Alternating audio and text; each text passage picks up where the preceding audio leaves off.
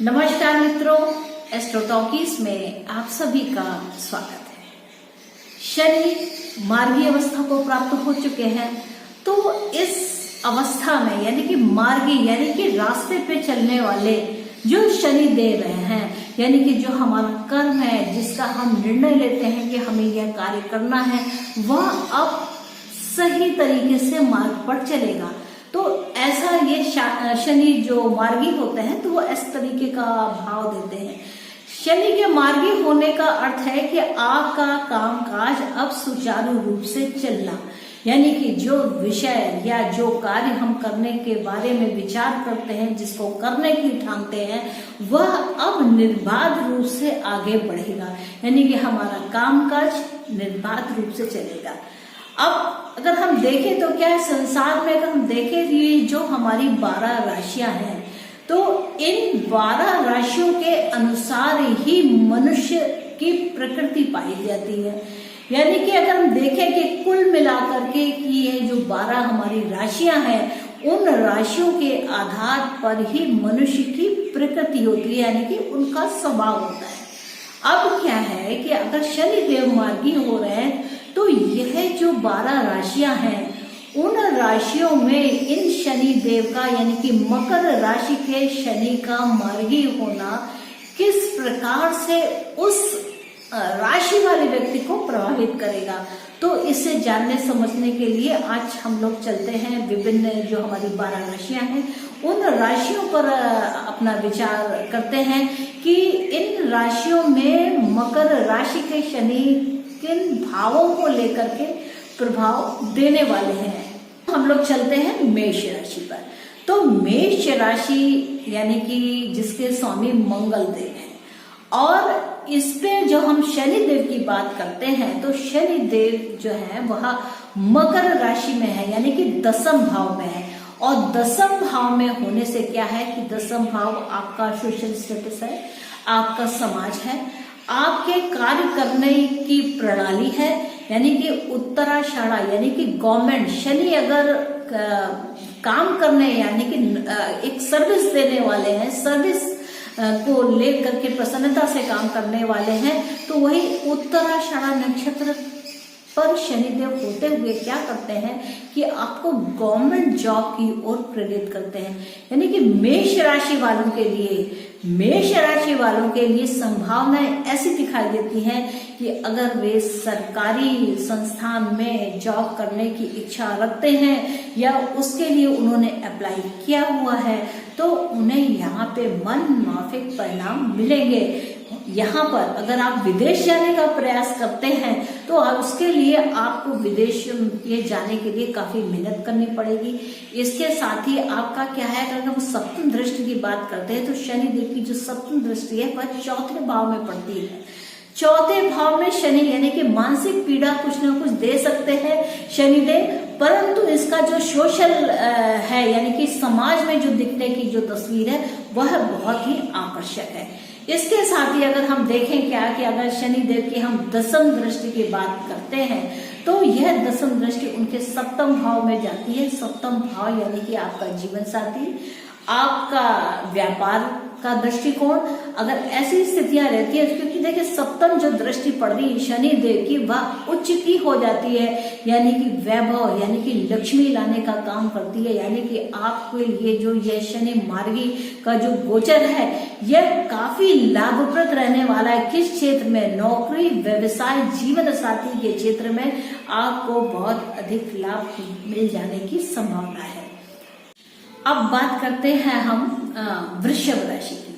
तो जो वृषभ राशि वाले जातक हैं, यानी कि इनके जो स्वामी हैं, वृषभ राशि के जो स्वामी हैं वह शुक्र देव हैं, और जो मकर राशि है वह उनके 9वें भाव में पड़ती है, यानी कि उनके भाग्य के भाव में पड़ती है। अब शनि का भाग्य भाव में मार्गी होना, यानी कि अब क्या है कि आपके भाग्य का जो चलना है वह मार्गी है, यानी कि अब आपका भाग्य सुचारू रूप से कार्य करेगा, सुचारू रूप से चलेगा। और अगर हम इस मकर राशि की बात करें, मकर राशि के शनि की बात करें, तो जो इसकी तृतीय दृष्टि है वह एकादश भाव में जाती है, यानी कि आपको आपकी जो मेहनत है वह रंग लाएगी। और आपको काफी अच्छे परिणाम मिलेंगे, क्योंकि यह जो दृष्टि है वह एकादश भाव से संबंध रख रही है।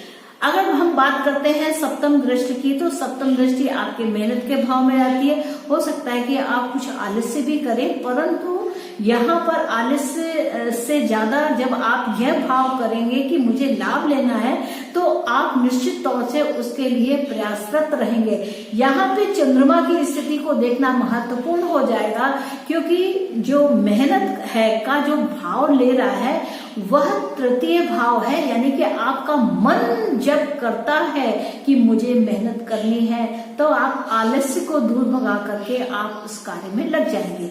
तो यह सप्तम दृष्टि की बात है। अगर हम इसकी दसम दृष्टि की बात करें कि तो यह आपके छठे भाव से जाती है।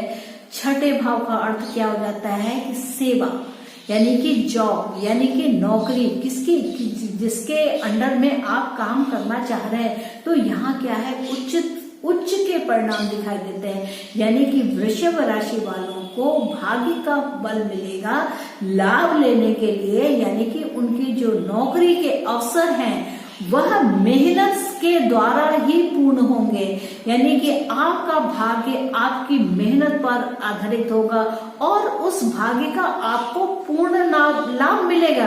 क्योंकि देखें तो नवम से जो तृतीय दृष्टि जब एकादश भाव में जाती है, यानी कि मेहनत, तृतीय अगर हम बात करते हैं तो वो मेहनत की बात होती है, यानी कि पूर्ण रूप से यहाँ पर मेहनत बहुत आवश्यक है। तो वृषभ राशि वाले आपके लिए क्या है कि आपका भाग्य का आपको आपके जॉब के लिए, आपकी नौकरी के लिए, आपकी सेवादारी के लिए यहाँ पर आपको आपके भाग्य का फल मिलेगा। तो यानी कि भाग्य आपके अनुरूप है, आप मेहनत कीजिए और आपको जो आप सेवा के क्षेत्र में कार्य करना चाहते हैं वह जरूर पूर्ण होगा। अब बात करते हैं मिथुन राशि की। तो देखिए मिथुन राशि के जो स्वामी हैं वह बुध देव हैं। तो यहाँ पर देखिए बुध इंटेलिजेंस का बहुत अधिक यहाँ पर रोल रहेगा। साथ ही साथ जो शनि देव महाराज है वह आपके अष्टम भाव पर हैं, अष्टम भाव पर मार्गी होकर के चल रहे हैं। तो अष्टम भाव क्या है, आपके इंश्योरेंस है, आपकी पैतृक संपत्ति है, जीवन साथी की संपत्ति है, आपका ऐसी चीजें हैं जो जैसे वसीयत है, या आप कहें तो लॉटरी है, यानी कि जो अचानक से आपको कुछ दे दे, वह यहाँ पर अष्टम भाव के फल होते हैं। यानी कि शनि आपका श्योर शॉट आपको कुछ ना कुछ अवश्य दिलाने जा रहा है। अब बात करें अगर हम इसकी तृतीय दृष्टि की, तो इसकी तृतीय दृष्टि आपके दसम भाव पे जाती है, यानी कि सोशल स्टेटस। यानी कि सोशल स्टेटस को इंक्रीज करने के लिए आपको काफी मेहनत करनी पड़ेगी, जो आगे चल करके निश्चित तौर से, क्योंकि यह जो गति है शनिदेव की, यह लगभग 2 साल अभी इसी तरीके से रहेगी। यानी कि आपको शनिदेव अष्टम भाव में 2 साल तक रहने वाले हैं। तो यहाँ क्या है, आप अपने सोशल स्पेस को इंक्रीज करने के लिए, उसको बढ़ाने के लिए आप काफी मेहनत करेंगे। अगर हम सप्तम दृष्टि की बात करें तो सप्तम दृष्टि शनि देव की आपके द्वितीय भाव में पड़ती है। यहाँ पर की चंद्रमा की राशि कर्क है और कर्क राशि में शनि का होना, यानी कि आप कुछ ना कुछ एक मानसिक पीड़ा को भी देना है। लेकिन अगर आप अपने चंद्रमा को, अपने मन को मजबूत रखते हैं, अपनी माता का अनुसरण करते हैं, तो यहाँ पर शनि देव महाराज का जो ये पीड़ादायक जो एपिसोड है वह नहीं होगा। यानी कि मन की आवाज सुने, अपनी माता का आशीर्वाद लें, तब यह कार्य करें। हाँ, आप यहाँ पर सोच समझकर अवश्य बोलें। हो सकता है कि कभी आप ऐसा ही बोल जाएं जो शायद किन्हीं और लोगों को प्रभावित करता हो या उन्हें अच्छा ना लगता हो, या आप किसी को दिल दुखाने की बात कह दें। अब अगर हम इनकी दसम दृष्टि की बात करें तो दसम दृष्टि की जो बात है, दसम दृष्टि आपके पंचम भाव में पड़ती है। पंचम भाव क्या है, आपकी इच्छाओं का भाव है। यहाँ पे शनि देव का आना, यानी कि इच्छाओं में उच्चता, आप कुछ उच्चतर श्रेणी के बारे में विचार करें और उस स्थिति को पूर्ण करने के लिए आप अच्छा खासा प्रयास करें। तो यहाँ पर यह संभावना होती है कि अगर आप शिक्षा के क्षेत्र से जुड़े हैं, आप अगर अपनी कुछ बलवती इच्छाओं को जो कला के क्षेत्र से जुड़ी हुई हो उनको अगर आप करने का प्रयास करना चाहते हैं तो यह एकदम उत्तम समय है और इसके लिए प्रयास करें, आप निश्चित तौर से इसमें सफल होंगे। अब अगर हम कर्क राशि की बात करते हैं तो देखिए, कर्क राशि वाले जो जातक हैं, यहाँ पर क्या है, कर्क राशि का स्वामी चंद्र है, यानी कि आप अपने मन को बहुत संभाल के रखें, अपने मन को एकत्रित करके रखें, विचलित ना हो। महत्वपूर्ण बात यह है कि अगर शनि की दृष्टि भी आपके ऊपर आए, यानी कि आपका मन तो काफी गति से चलेगा, क्योंकि चंद्रमा की गति है वह काफी तेज चलती है, और वही शनि जो है इसके जस्ट विपरीत होता है, बिल्कुल अपोजिट होता है, बहुत धीरे धीरे चलता है, स्लो चलता है, कछुए के चाल चलता है, वहीं चंद्रमा की गति तेज होती है। तो यह जो चंद्रमा यानी कि कर्क और शनि की जो स्थिति आती है, यह स्वभाव से विरोधाभास रखती है। जहां एक एकदम धीरे धीरे काम करने वाला और एक तेज गति से चलने वाला है, तो इस स्थिति में वह विरोधाभास उत्पन्न होता है। इसीलिए वह मानसिक पीड़ा होती है कि हम सोच तो ऐसे रहे पर काम नहीं हो रहा है। अब यहाँ पर क्या है, आपको काफी धीरज के साथ यह विचार रखना पड़ेगा, इस विचार का मंथन भी करना पड़ेगा, अपने मन को एकत्रित करना बहुत ही आवश्यक है, क्योंकि शनि अपनी ही गति से काम करेंगे। आप कितना भी स्पीड इसमें कर दीजिए, वो स्पीड आने वाली नहीं है, वो धीरे धीरे ही आएगी। और चूंकि मार्गी है तो इसलिए आपको इसके रिजल्ट्स भी दिखाई देंगे, आने वाले समय में ये रिजल्ट्स आपको दिखाई देंगे। अब शनि देव महाराज आपके सप्तम भाव यानी कि जीवन साथी के भाव पर है, तो हो सकता है इस समय पर कोई ऐसे मैरिज प्रपोजल्स आए जिसमें आपको हामी भरनी पड़े। आप भले ही तैयार ना हो पर आपको यस कहना पड़े और आप विवाह करने के लिए बाध्य हो जाएं, ऐसी स्थितियां हो सकती हैं। अब शनिदेव की अगर हम तृतीय दृष्टि की बात करते हैं तो वह आपके भाग्य के भाव में पड़ती है। अगर आपकी उम्र अगर हम कहें तो 29.5 साल से 33 साल या 36 साल के बीच में है, तो आपको यहाँ पर भाग्य का पूर्ण सहयोग मिलने वाला है।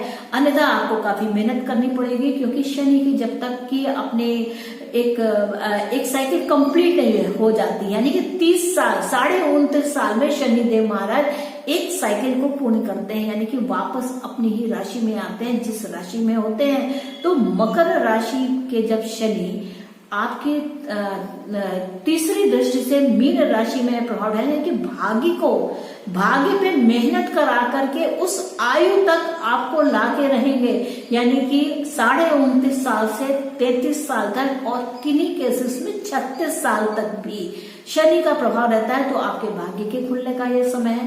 सप्तम दृष्टि के बारे में मैंने आपको बताया कि हो सकता है आपका मन ना हो और आपको यह कार्य करना पड़े और आपको यस कहना पड़े।